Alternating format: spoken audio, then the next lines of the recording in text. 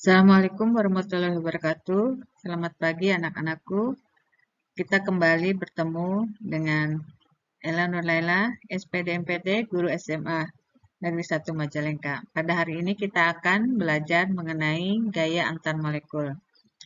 Kemarin kita sudah belajar bagaimana menentukan bentuk-bentuk molekul dan tipe-tipe molekulnya. Nah, hari ini kita lanjutkan pembahasan kita mengenai gaya antar molekul. Apa saja yang akan kita pelajari di dalam gaya antar molekul ini. Yang pertama kita akan membahas mengenai gaya van der Waals dan yang kedua adalah ikatan hidrogen. Kita lihat untuk gaya van der Waals.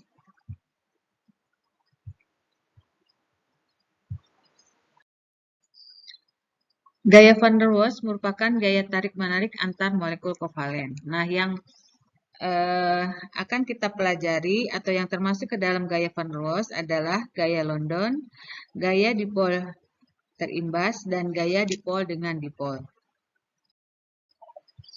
Yang pertama adalah gaya London.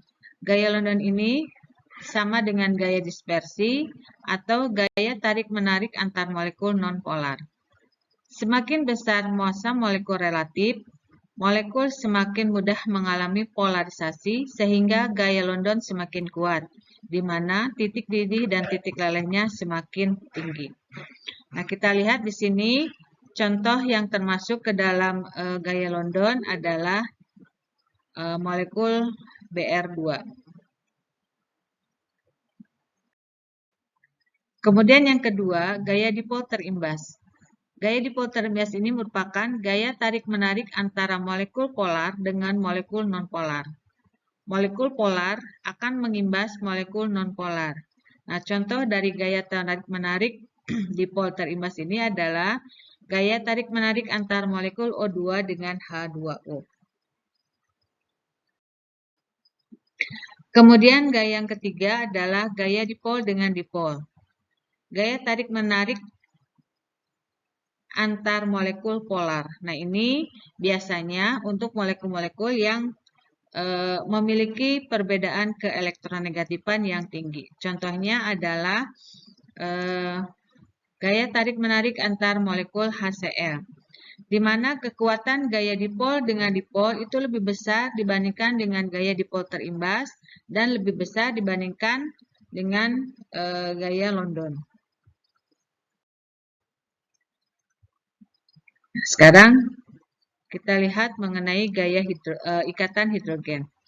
Ikatan hidrogen ini merupakan gaya tarik-menarik antara atom hidrogen dari molekul yang satu dengan atom molekul lain yang sangat elektronegatif. Dan biasanya untuk unsur-unsur yang memiliki keelektronegatifan yang besar seperti F, O, atau N. Ikatan hidrogen jauh lebih kuat daripada gaya-gaya van der Waals. Nah, contoh dari ikatan hidrogen ini adalah gaya tarik-menarik antar NH3 dan H2O. Demikian yang bisa saya sampaikan untuk hari ini. Terima kasih. Assalamualaikum warahmatullahi wabarakatuh.